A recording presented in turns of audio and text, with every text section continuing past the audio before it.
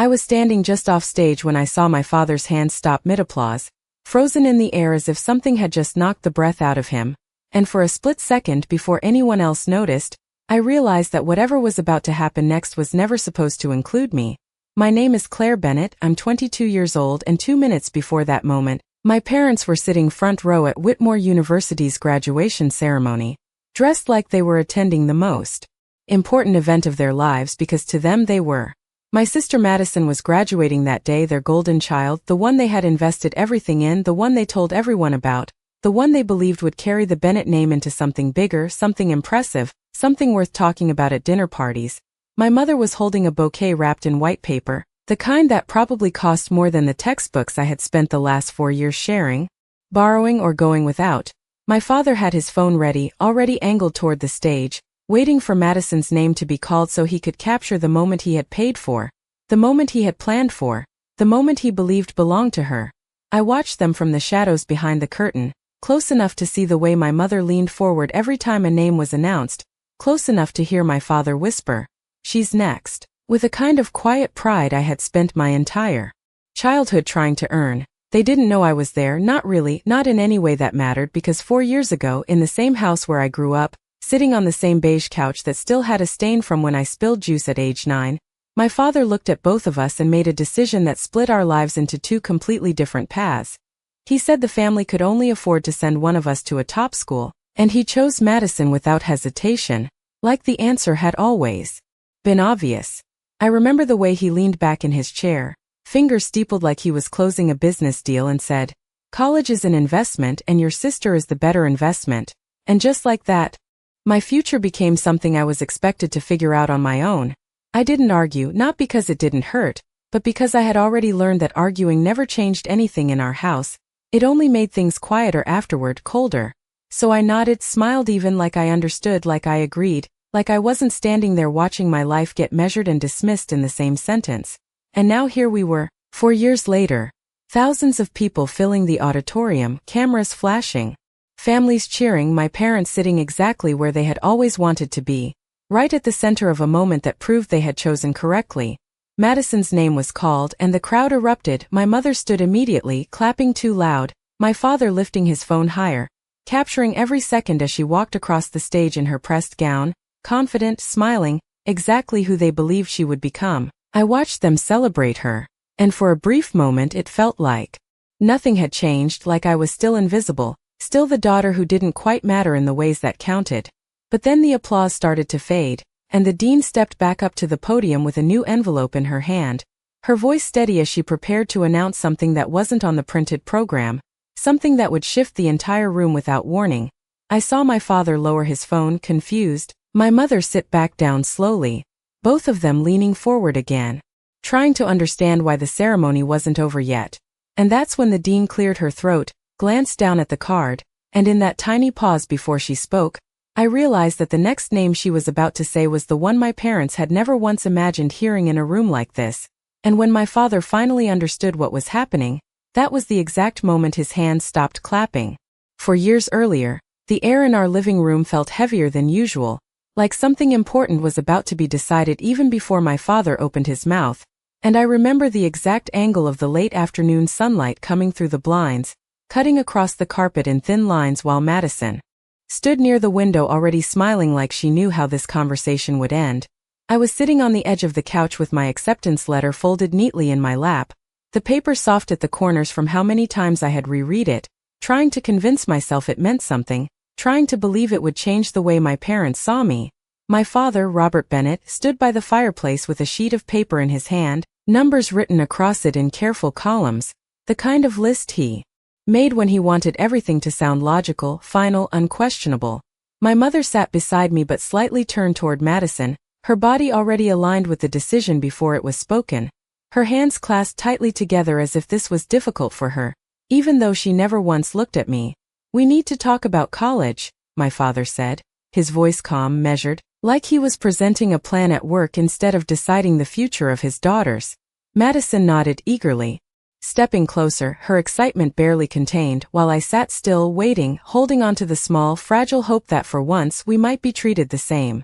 He explained the costs first: tuition, housing, fees, numbers that stretched into tens of thousands per year, and I watched the way he spoke, confident, controlled, as if he had already solved the problem before calling us into the room. Then he looked directly at Madison and said, "We are going to cover everything for Whitmore." And her face lit up instantly, bright and effortless, like the outcome had always belonged to her. My mother smiled, reaching for her hand, saying how proud they were, how this was exactly the kind of opportunity she deserved, and in that moment, I realized no one had said my name yet. I cleared my throat quietly, my fingers tightening around the letter in my lap, and asked the only question I could think of, "What about me?" And the room shifted, not dramatically, not loudly, just enough that I felt it settle into something colder. My father exhaled slowly, like he had been expecting that question but hoped he would not have to answer it directly, and he finally turned toward me with a look that was not unkind, just distant, practical, detached.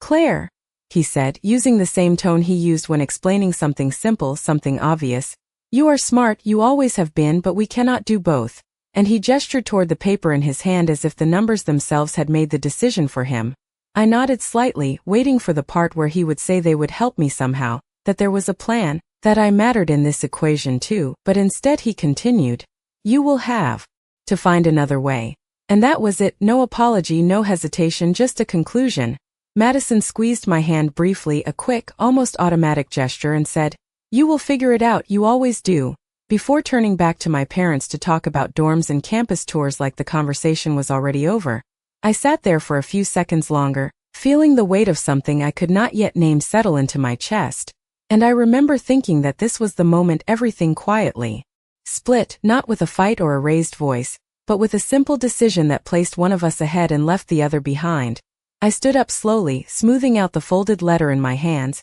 and forced a small smile that no one really noticed, because they were already discussing move-in dates and shopping lists, already living in a future that did not include me. And as I walked out of the room, I realized that nothing I said would change what had just been decided, because to them, this was not unfair, it was just practical, and I did not yet understand how far that one word would follow me. I did not go back into the living room after that conversation, not right away, because I knew if I stayed there any longer I would say something I could not take back, so I walked upstairs to my room, closed the door quietly, and sat at my desk with my acceptance letter spread out in front of me like it was still supposed to mean something. The paper looked the same as it had that morning, the same bold lettering, the same official seal, the same promise of a future I had worked for, but now, it felt smaller somehow, like it had lost weight in my hands the moment my father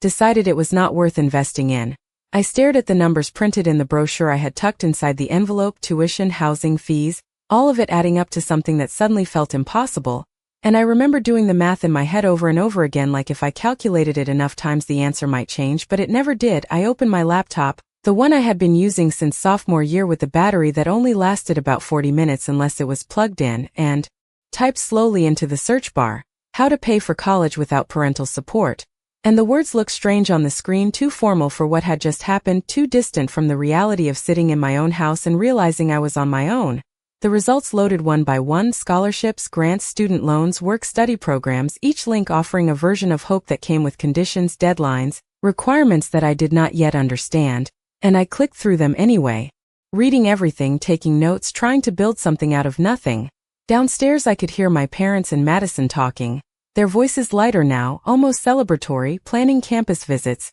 discussing dorm layouts, talking about what kind of bedding she should bring. And every laugh that drifted up through the floorboards felt like a reminder that they had already moved on from the decision while I was still sitting in the moment it was made. I told myself I was not going to cry. Not because I did not feel it, but because crying had never changed anything in our house, it just made me feel smaller afterwards, so instead I focused on the screen in front of me. On the list I started to write in a notebook: deadlines, application essays, part-time jobs I could apply for, anything that gave me even the smallest sense of control. I wrote down numbers next to everything: estimates, guesses, worst-case scenarios, trying to see if there was a way to make it work, and the more I wrote, the more I realized how far apart those numbers were from anything I could realistically manage. I thought about asking my father again, maybe suggesting a smaller amount, a loan, anything, but I already knew what the answer would be, because he had not hesitated the first time, and that was the part that stayed with me the most, not just what he said, but how easily he said it, like it was obvious, like I should have expected it. A few minutes later there was a soft knock on my door and my mother stepped inside without waiting for me to respond, her expression careful, almost rehearsed, and she said, "You are strong, Claire. You always land on your feet." Like it was meant to be. Comforting, like it was supposed to replace everything they had just decided not to give me. And I nodded because I did not know what else to do, because arguing would only turn this into something bigger and louder, something that would end the same way anyway. She stayed for a moment longer, looking around the room as if there was something else she wanted to say, but then she just smiled faintly and closed the door behind her, leaving me alone again with the quiet and the numbers and the realization that from this point forward, everything about my future depended entirely on me. I sat there until the sun went down and the lines of light on the carpet disappeared, until the house grew quieter and the voices downstairs faded into background noise. And by the time I finally closed my laptop, my list was longer, my plan still incomplete, but something inside me had shifted in a way I could not fully explain yet, like a decision had been made somewhere deeper than words. I did not know exactly how I was going to make it work. I did not know how many jobs it would take or how many nights I would go without sleep, but I understood one thing clearly for the first time: no one in this house was coming to change this for me, and whatever happened next would not come from asking again. It would come from figuring out how to build something on my own, even if I had to start with nothing. Looking back, that moment in the living room was not the first time I had been quietly placed second. It was just the first time it had been said out loud in a way that could not be ignored or explained away, because growing up in our house, favoritism was never announced. It was woven into everything so subtly that you could almost convince yourself it was normal if you did not stop and look too closely. I remember being 16 when Madison got her first car. A brand new white Honda Civic with a red ribbon across the hood, parked neatly in the driveway like something out of a commercial, and my father standing beside it with a smile I had never seen directed at me, handing her the keys while my mother took pictures from every angle. That same year, when I asked if I could use the car to get to my after-school tutoring job, my father handed me a bus schedule instead and said it would build character, and I accepted that answer because I had learned early on that fairness in our house did not mean equal. It meant reasonable according to them. Birthdays followed the same pattern. Madison's parties were events, themed decorations, catered food, friends filling the house, while mine were quieter, smaller, usually just dinner at home with a cake my mother picked up on the way back from the grocery store. And every time I told myself I preferred it that way, that I did not need all the attention, even though a part of me wondered what it would feel like to be celebrated without having to justify it. School achievements were another kind of quiet lesson. Madison's performances in school plays brought my parents front row seats, flowers, applause that carried into the car ride home, while my science awards or academic recognitions were met with a quick "that is nice" before the conversation shifted back to something more interesting, something that involved her. There was a difference between being overlooked once or twice and being consistently treated like you existed just outside the center of things, and over time that difference shapes how you see yourself, how much space you believe you are allowed to take up in your own life. By the time that conversation about college happened, I had already adjusted in ways I did not fully understand yet. I had learned to work harder without expecting recognition, to solve problems on my own because asking for help often led nowhere, to measure success privately because public acknowledgement was never guaranteed. That was why I did not argue with my father that day, not because I agreed with him, but because a part of me had already been trained to accept decisions like that as inevitable, as something that made sense even when it hurt. And yet, as I sat in my room later that night, looking at the list I had started, something about this felt different from all the smaller moments before, because this was not about a car or a birthday, or a comment that could be brushed aside. This was about the next 4 years of my life, about opportunities that would shape everything that came after. And for the first time, the gap between what Madison was given and what I was expected to build on my own felt too large to ignore. I remember opening the folder where I kept all my acceptance letters and scholarship offers, spreading them out across my desk, trying to see them not as pieces of paper but as options, as paths I could still take, even without support. And I started to notice details I had overlooked before: smaller grants, departmental scholarships, work-study opportunities buried in the fine print. Things that were not enough on their own but might add up to something if I could connect them the right way. It was not a complete plan, not even close, but it was the beginning of one. And as I sat there, piecing together possibilities, I realized that while my parents had decided where their resources would go, they had not actually decided what I was capable of doing without them. That distinction was small, almost invisible at first, but it mattered more than I realized in that moment, because it meant the story they believed about me was not the only version that existed. And even if I could not change their decision, I could still change what happened next, even if it took more time, more work,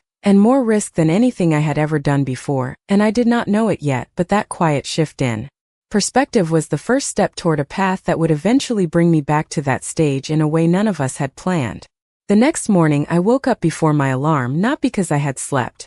well, but because my mind had already started moving before I opened my eyes, running through numbers, deadlines, possibilities, and for a moment I just lay there staring at the ceiling, listening to the quiet of the house, knowing that everything had shifted even though nothing around me looked different. I got up, made my bed like I always did, and walked downstairs where my parents and Madison were already at the kitchen table, coffee cups half full, brochures spread out across the surface, like pieces of a life I was not part of, and Madison was pointing at something on her phone, laughing about dorm layouts and roommate matching, while my father nodded, already discussing move-in dates and travel plans as if the decision from the night before had unlocked an entirely new world for her. My mother glanced at me briefly when I entered, gave a small smile and said, "Good morning," in the same tone she always used, neutral, steady, like nothing had changed, and I realized then that, to them, nothing had. This was simply the next logical step in a plan they had always believed in. I poured myself a glass of water, sat down at the edge of the table,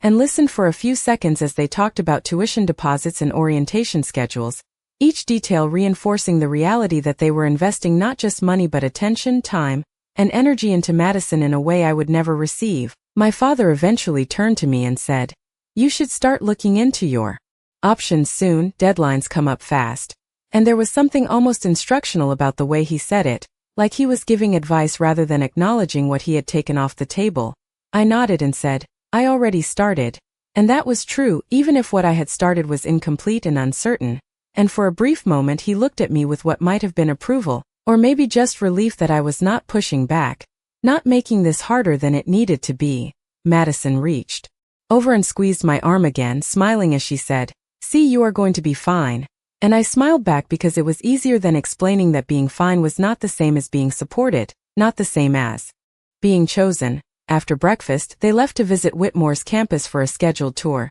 something that had clearly been planned before the conversation even happened, and I stayed behind, standing in the quiet kitchen for a few seconds after the door closed, feeling the absence of their voices like a space that had opened up around me. I went back upstairs, opened my laptop, and pulled up the list I had started the night before. And this time I did not just read through it, I began acting on it, clicking into applications, noting essay prompts, writing down exact deadlines, treating each item like it mattered because it did, because now every small opportunity was a piece of something larger I was trying to build. I spent hours that day researching programs, comparing costs, calculating what I would need to earn versus what I could realistically receive, and the more I worked, the clearer it became that there was no single solution waiting for me, no one scholarship or job that would solve everything. It would have to be a combination, a structure I built myself piece by piece. By the afternoon my desk was covered in notes, numbers written in different colors, arrows connecting ideas, and even though the total still did not quite balance, even though the gap was still there,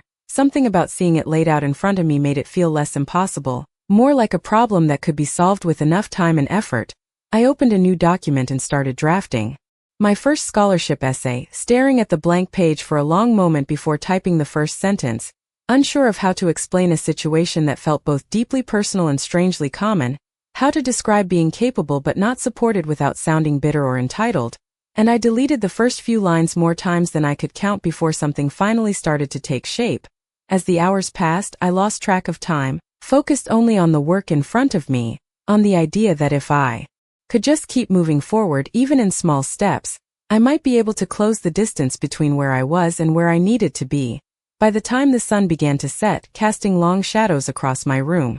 again I leaned back in my chair and looked at everything I had done that day. The application started, the essay in progress, the plan still incomplete but growing, and for the first time since that conversation, I felt something shift from uncertainty into determination, not loud or dramatic, just steady, like a decision settling into place. I did not know if it would be enough. I did not know how many setbacks were waiting for me, but I understood one thing clearly: this was no longer about what my parents chose to give or not give, it was about what I was willing to build without them, and I did not realize then how far that decision would carry me, or how it would eventually lead back to that stage where everything they believed about me would be quietly, publicly rewritten. The first real sign that I might not completely fail came 2 weeks later. in the form of a thin email notification that appeared on my screen at 11:42 p.m. while I was still sitting at my desk, surrounded by drafts, notes, and half-finished applications, and I almost ignored it because by that point I had already received more rejection emails than I cared to count, each one polite, carefully worded, and final.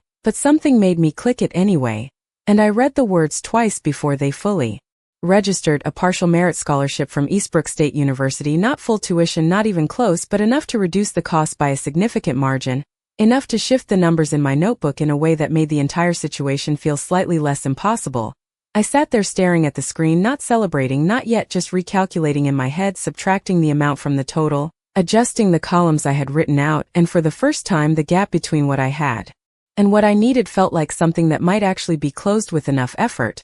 I printed the email, placed it on my desk, and ran my fingers over the paper like I needed to confirm it was real, because up until that moment, everything I had been doing felt like I was building something out of air, something that could disappear at any second. The next morning I showed it to my mother while she was standing at the kitchen counter, and she smiled in a way that looked proud but distant, like she was acknowledging a good grade on a report card rather than a step toward a future I was fighting to create, and she said, "That is wonderful, Claire, see, you are already figuring it out." And then she went back to her coffee as if the conversation was complete. My father glanced at the paper briefly when I placed it in front of him, nodded once and said, "That will help," before returning to the financial spreadsheets he had been reviewing for Madison's next tuition payment, and in that moment I understood something clearly: this was not going to change how they saw me, not yet, maybe not ever, because to them this was exactly what they expected me to do. Solve my own problem quietly without asking for anything more.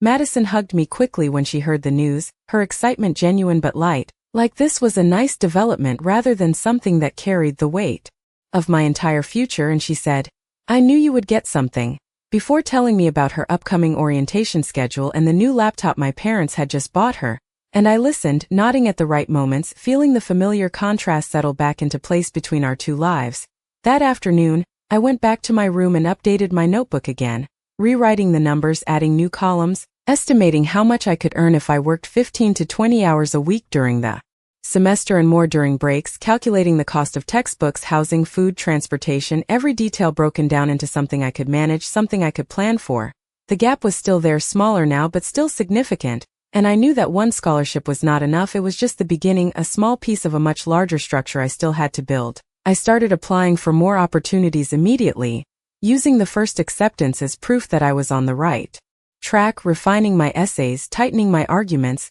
learning how to present my situation without sounding desperate, how to frame my determination as something worthy of investment even if my own family did not see it that way. Days turned into a rhythm of applications, research, and preparation, each small success followed by another set of challenges, each step forward revealing how much further I still had to go. But something had shifted inside me in a way that I could not ignore anymore. A quiet confidence that came not from recognition but from progress, from the realization that I could move forward even without the support I had once believed I needed. And even though no one in my house treated that first scholarship as anything more than expected, I held on to it like it mattered, because it did, not just for the money it represented but for what it proved to me, that there was a path, however difficult, that did not depend on being chosen. And I did not realize then how many more steps like that it would take, or how each one would slowly build toward a moment where everything they believed about me would no longer hold. By the time summer ended, my life and Madison's no longer felt like they existed in the same world, even though we still lived under the same roof, because everything about our days moved in completely different directions, hers filled with excitement and preparation, mine built around planning, working, and figuring out how to stretch every dollar further than it should logically go. She spent afternoons shopping for dorm decor, coordinating color schemes with her future roommate, ordering bedding sets and storage bins that arrived in neat packages stacked by the front door, each one a visible reminder of a life being fully supported, fully funded, fully expected to succeed, while I spent those same hours sitting at my desk or in the corner of the public library, comparing tuition breakdowns, applying for campus jobs before I had even been officially enrolled, and calculating how many hours I could realistically work without failing my classes. The contrast became sharper as move-in day approached, my parents planning the trip down to Whitmore like it was a milestone event, booking a hotel for 2 nights, mapping out the campus tour schedule, talking about where they would eat after settling Madison into her dorm, and I listened to all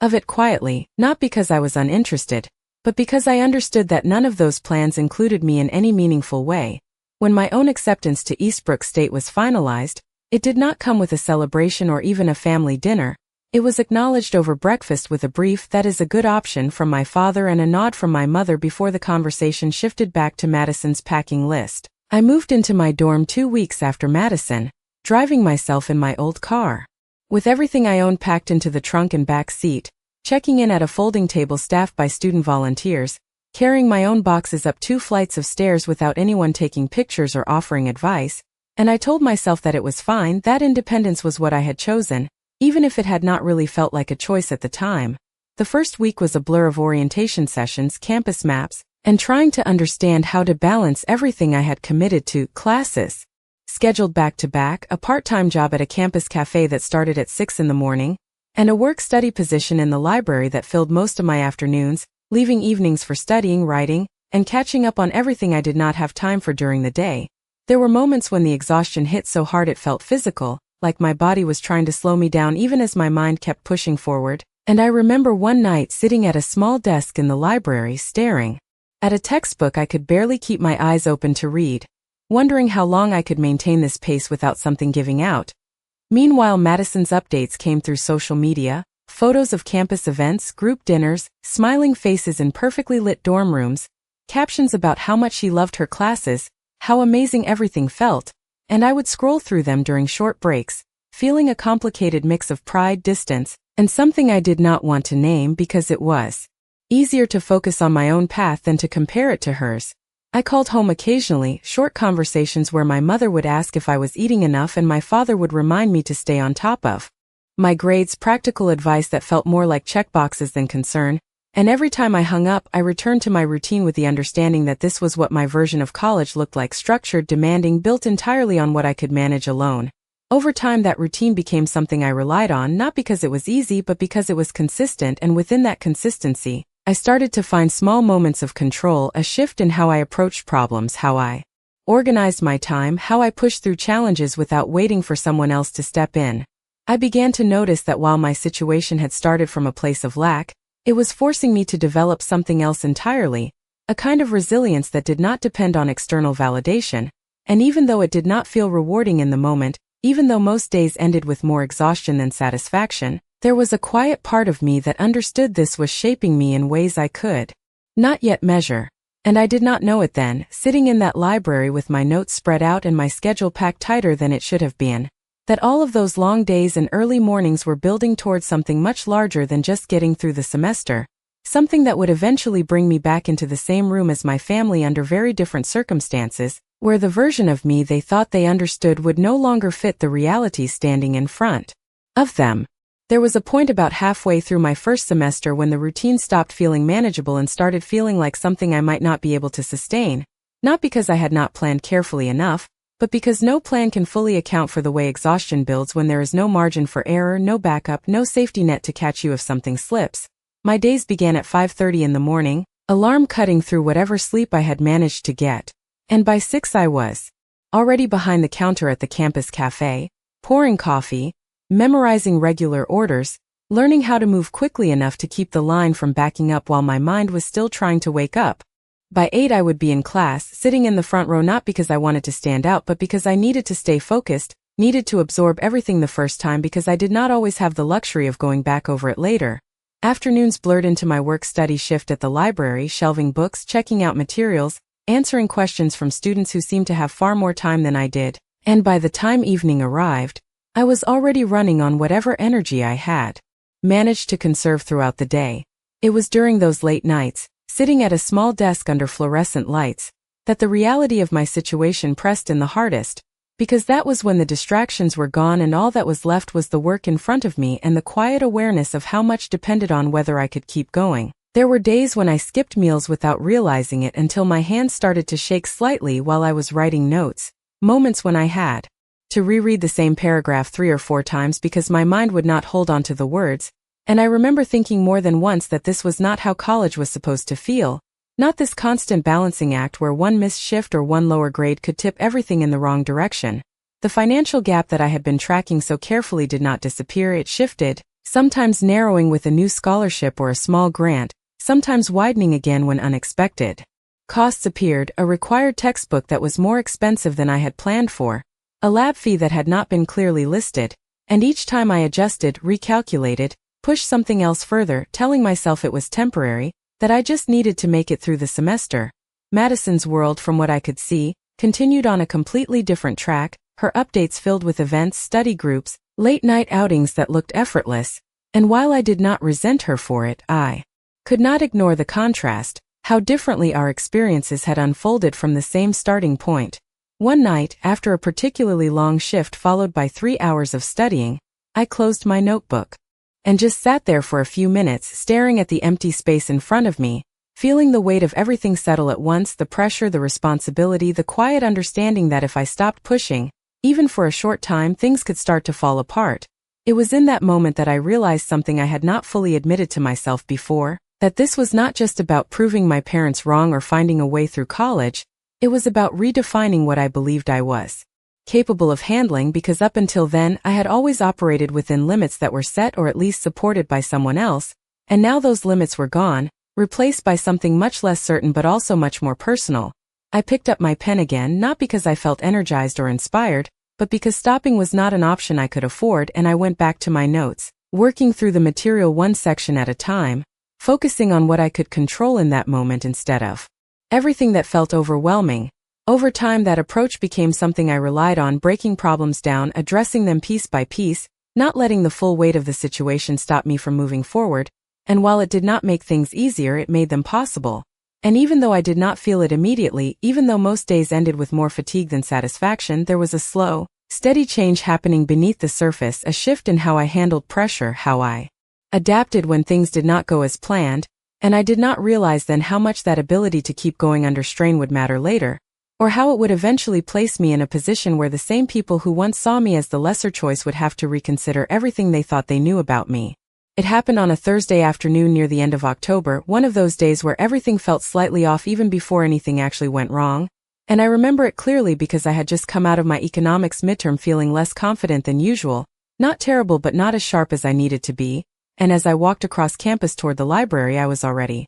mentally adjusting my study plan for the next exam, trying to compensate for what I might have missed. My phone buzzed while I was crossing the quad, a campus email notification that I almost ignored because most of them were routine, announcements, reminders, things that did not immediately matter, but something about the subject line made me stop walking and open it right there in the middle of the path. It was from the financial aid office, and the message was short, direct, and completely unexpected, informing me that one of the grants I had been relying on had been recalculated due to a funding adjustment, and the revised amount was significantly lower than what had been originally awarded. I read it twice, then a third time, standing there as students passed by on both sides, the noise of campus continuing around me while everything in my head went quiet, because I did not need to do the math to understand what that meant. I already knew exactly how tight my budget was, how carefully everything had been balanced, and how little room there was for something like this. I walked the rest of the way to the library without really noticing where I was going, sat down at my usual desk and pulled out my notebook, flipping to the page where I tracked all my expenses, all my projected income,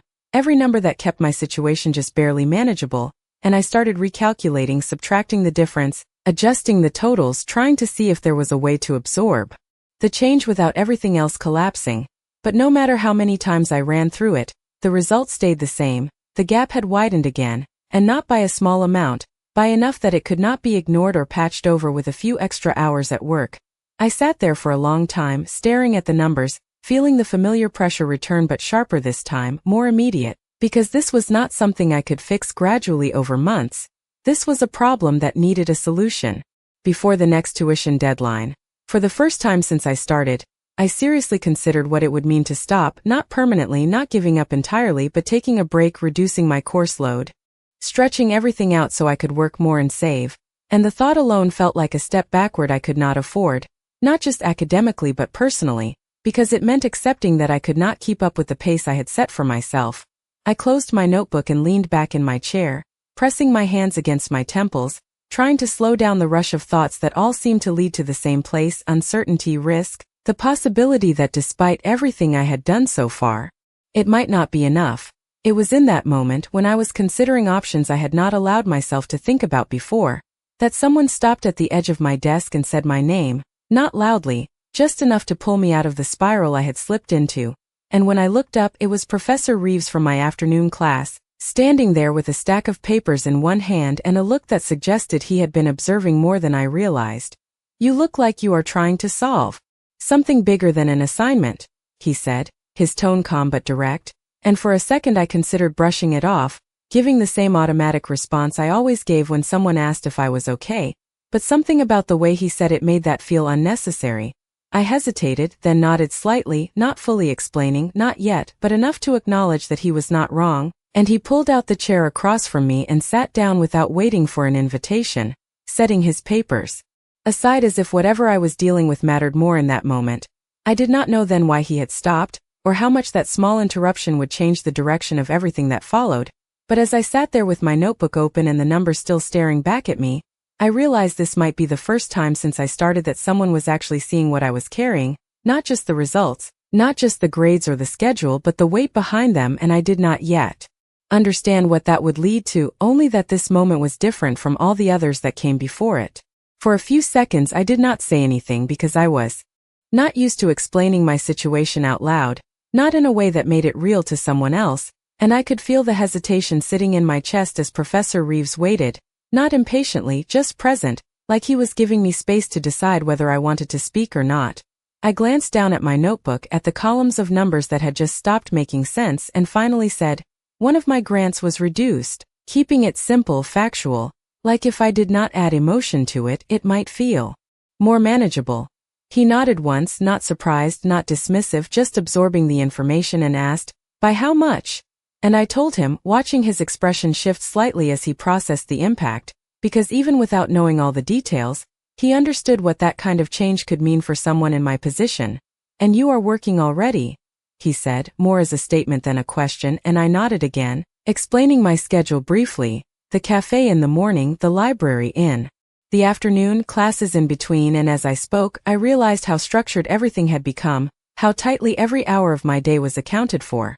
He leaned back slightly, folding his hands together, and for a moment he did not say anything, just looked at me in a way that felt different from how most people looked when they heard something like this, not with sympathy, not with concern that faded quickly, but with focus, like he was already thinking about solutions. "You are carrying a full course load with that schedule," he said, and I nodded, adding that I had not wanted to reduce it because it would extend my time here and increase the overall cost, and he gave a small, thoughtful nod like that made sense to him. "Have you ever considered applying for a departmental research position?" he asked, and I hesitated, because I had seen those opportunities listed before but assumed they were reserved for top students, for people who had more time, more availability, more support. "I did not think I would qualify," I said honestly, and he tilted his head slightly, as if reconsidering that assumption on my behalf. "Your performance in class says otherwise," he replied, and there was something in the way he said it that made me pause, because it was not exaggerated or overly encouraging, it was straightforward, grounded in something he had observed. He reached into his bag and pulled out a folder, sliding it across the desk toward me, and said, "There is a project starting next semester. It comes with a stipend, not a full solution but enough to make a difference, and it is designed for students who can handle both the workload and the responsibility." And I looked down at the folder, at the printed information, feeling a shift that I had not expected when I sat down that afternoon. "I do not usually recommend students this early," he continued, "but you have been consistent in a way that stands out." And I did not know what to say to that at first, because consistency had never felt like something worth noting, it had just been necessary. I opened the folder slowly, scanning the details, the responsibilities, the hours, the stipend amount, and as I did the math in my head, I realized that while it would not completely close the gap, it would move things in a direction that felt possible again, like the path I had been building had just gained another piece. "I can help you with the application," he added, and for a moment I just sat there, processing not just the opportunity itself, but the fact that someone had seen enough in my work to suggest it without me asking, without me having to prove anything beyond what I had already been doing. I nodded finally and said, "Thank you," the words feeling smaller than what I meant, because this was more than just help, it was recognition in a form I had not experienced before. He gave a brief smile, stood up, and gathered his papers as if this had been a simple conversation, something routine, even though for me it felt like a turning point I had not planned for. "Bring me a draft of your application when you are ready," he said before walking away, leaving me sitting there with the folder in front of me, the numbers in my notebook still there but no longer as overwhelming as they had been an hour earlier. I looked down at the page again, recalculating with this new possibility in mind, adjusting the columns, shifting the totals, and for the first time since I read that email, I felt something change from pressure into direction, like there was a way forward that did not involve stepping back or slowing down. And as I closed my notebook, I realized that this was not just about solving a financial problem anymore. It was about what could happen when someone recognized what you were capable of before you fully recognized it yourself, and I did not yet understand how far that recognition would reach, only that it was beginning to reshape everything that came next. The application process for the research position was not simple, and in some ways it felt more demanding than anything I had done up to that point, not because the requirements were unfamiliar, but because this time it was not just about filling out forms or writing essays. It was about proving that everything I had been building quietly over the past months actually meant something beyond survival. I spent the next several nights working on it after my regular schedule, staying in the library long after my shift ended, drafting and redrafting my statement, trying to explain not just what I had done but how I approached problems, how I thought through challenges, how I adapted when things did not go as planned. And I realized quickly that this was different from scholarship essays. It required a level of clarity about myself that I had never been asked to articulate before. Professor Reeves reviewed my first draft and returned it with notes that were direct but constructive, pointing out where I was underselling my own work, where I was describing effort without explaining impact. And I remember reading his comments carefully, recognizing patterns in how I spoke about myself, how I minimized achievements because they had never been acknowledged as significant before. I rewrote the entire statement after that, not exaggerating anything, but presenting it with a level of precision that matched the reality of what I had been doing, the hours, the consistency, the ability to maintain performance under pressure. And when I submitted the final version, I felt a kind of uncertainty that was different from before, not just about whether I would be accepted, but about whether I had finally represented myself accurately. The days that followed were filled with the same routine as before: classes, work, studying. But there was an added layer of anticipation that I tried not to focus on too much, because I had learned not to rely on outcomes that were not guaranteed. A week later, Professor Reeves stopped me after class and asked if I had a moment, and the way he said it was calm, but there was something in his expression that made my attention sharpen immediately. We stepped into the hallway, away from the rest of the students, and he told me that the selection committee had reviewed the applications and that I had been chosen for the position. And for a second I did not respond, not because I did not understand what he said, but because I needed to let it settle into something real. He continued explaining the details, the stipend amount, the expected hours, the structure of the project, but I was already calculating in my head, adjusting my budget again, realizing that this would not only offset the loss from the reduced grant but create a margin I had not had before. I thanked him more clearly this time, and he nodded like this was the expected outcome, like my acceptance was a natural extension of the work I had already been doing. When I walked out of that building, the campus felt different in a way I could not fully describe, not because anything around me had changed, but because for the first time, something I had worked toward had been recognized in a way that carried weight beyond my own understanding of it. I went back to the library, sat down at my usual desk, and opened my notebook again, rewriting the numbers one more time. And as I did, I realized that the balance had shifted, not just financially but structurally, because this position connected me to something larger, to faculty, to opportunities that I had not even considered before. That evening, I called home and told my parents about the position, keeping my tone steady,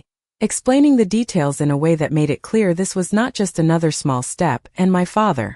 listened, asked a few practical questions, and then said, "That is a good development." While my mother told me she was proud of me, her voice warm but still measured, and when I hung up, I realized that while their reactions had not dramatically changed, something else had. I was no longer waiting for that shift to validate what I was doing. Over the next few weeks, I adjusted my schedule again, reducing some of my hours at the cafe, reallocating time to the research work, and as I stepped into that role, I found myself engaging with material in a deeper way, analyzing data, contributing ideas, being treated not as someone trying to keep up but as someone capable of contributing meaningfully. The work was challenging, demanding in a different way than my previous routine, but it also brought a level of focus that felt sustainable, like I was no longer just reacting to problems but actively shaping something. And even though I did not say it out loud, even to myself I could feel the direction of my path changing, not dramatically, not all at once, but steadily, like a line that had been uncertain was finally beginning to take a clearer form.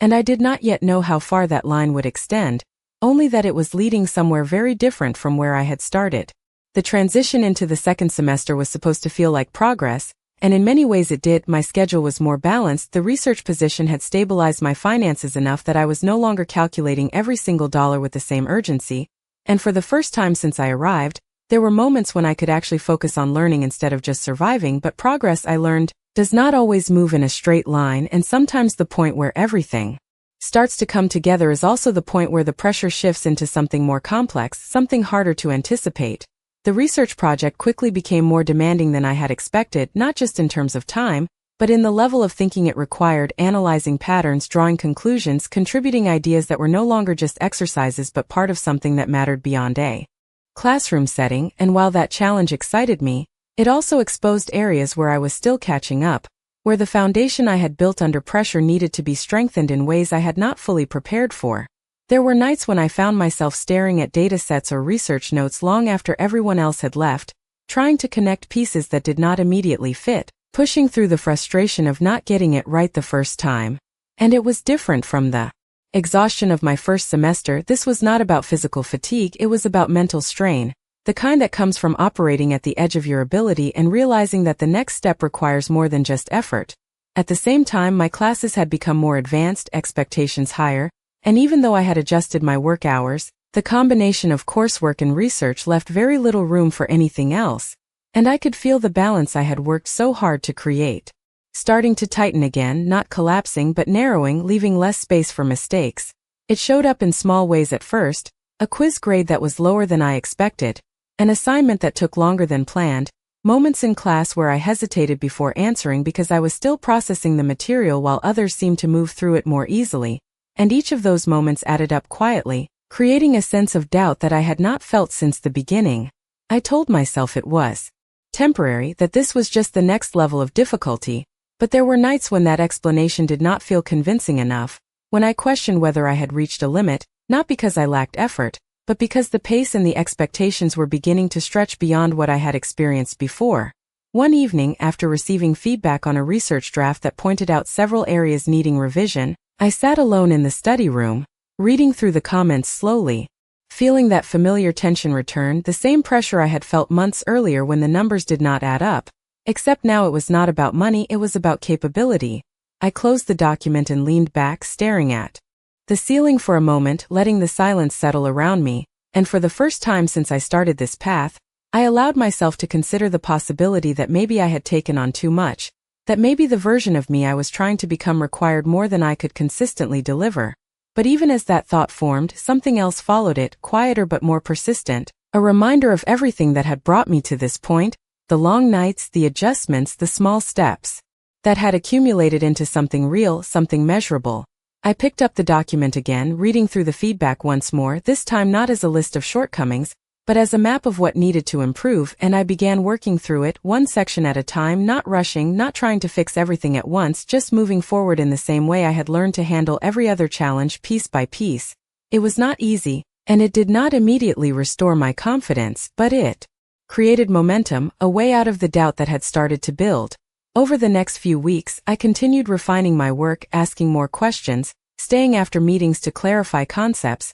pushing myself to engage more actively even when I was not completely sure of the answer, and slowly, the gaps that had seemed overwhelming began to narrow, replaced by a growing sense of familiarity with the material, a recognition that difficulty did not mean failure. It meant growth that had not yet fully settled into place. And even though I did not say it out loud, I could feel something changing again, not as sharply as before, but steadily, like another layer being added to everything I had already built. And I did not yet realize how close I was to a moment that would bring all of these pieces together in a way that would not just validate the path I had taken, but reveal it to everyone who had once believed I was the lesser choice. The dean's voice carried clearly across the auditorium as she adjusted the microphone and looked down at the card in her hand, and I could feel the shift in the room even before she spoke, that subtle pause where people stopped moving, stopped talking, waiting for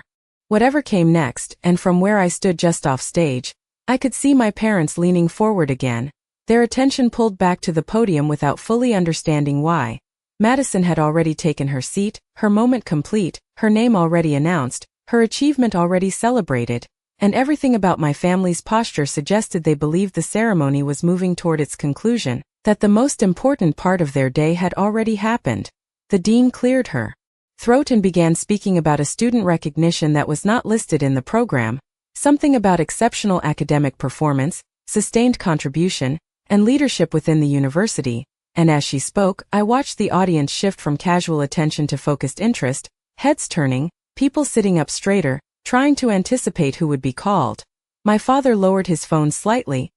his expression tightening with curiosity, my mother adjusting the bouquet in her lap as if preparing for another round of applause, and in that moment I realized they still did not know, not yet, that the next name they were about to hear would not fit into the version of the story they had built over the past 4 years. When the dean finally said my name, it did not feel dramatic from where I stood, it felt quiet, almost unreal, like something that had existed only in my own plans and calculations was now being spoken into a space where it could not be ignored. There was a brief hesitation in the crowd, the kind that happens when recognition shifts unexpectedly, and then the applause began, steady, growing, and I stepped forward, walking onto the stage with a calm that I had not fully anticipated, not because the moment was not significant, but because it felt like the natural outcome of everything that had come before it. I did not look at my parents immediately, not out of avoidance, but because I wanted to stay focused on the moment itself, on the dean standing in front of me, on the recognition being given, on the fact that this was not something I had been handed, it was something I had built step by step. She shook my hand, handed me the certificate, and said something about my work, my consistency, my contributions to the research program, words that echoed slightly in my mind because I was already aware of what they meant beyond the stage. It was only when I turned slightly, facing the audience, that I saw them clearly, my father sitting frozen, his hands no longer moving, his expression caught somewhere between confusion and realization, my mother staring at the stage with a look that I had never seen directed at me before, something closer to recognition than expectation. Madison was looking between them and me, her smile uncertain, as if she was trying to understand how this moment fit into everything she had been told about who I was supposed to be. I held that view for a second longer than necessary, not to make a point, but because it was the first time I had seen all of them reacting to me in the same moment, not as the background, not as the one who figured things out quietly, but as someone who had stepped into a space they had not imagined for me. The applause continued as I stepped back, returning to the side of the stage, and as I stood there, I realized that nothing about this moment required me to say anything more. There was no confrontation, no explanation, no need to revisit the decisions that had been made years earlier, because everything that needed to be understood was already visible in the difference between what they had expected and what was now undeniable. When the ceremony ended and the audience began to stand, I could see my parents moving toward the aisle, my father slower than before, my mother still holding the bouquet she had brought for Madison, and for a brief moment I wondered what he would say, whether he would try to explain, to reframe, to fit this into something that made sense to him. But when I stepped down from the stage and finally stood in front of them, he did not start with words, he just looked at me, really looked at me in a way that felt unfamiliar, like he was seeing something for the first time that had been there all along, and his voice when it came was quieter than I expected, not authoritative, not certain, just honest in a way I had never heard before. And I realized then that this moment was not about changing the past, it was about redefining everything that came after, because the version of me they had measured, compared, and quietly dismissed no longer matched the person standing in front of them, and for the first time that difference was something they could not ignore.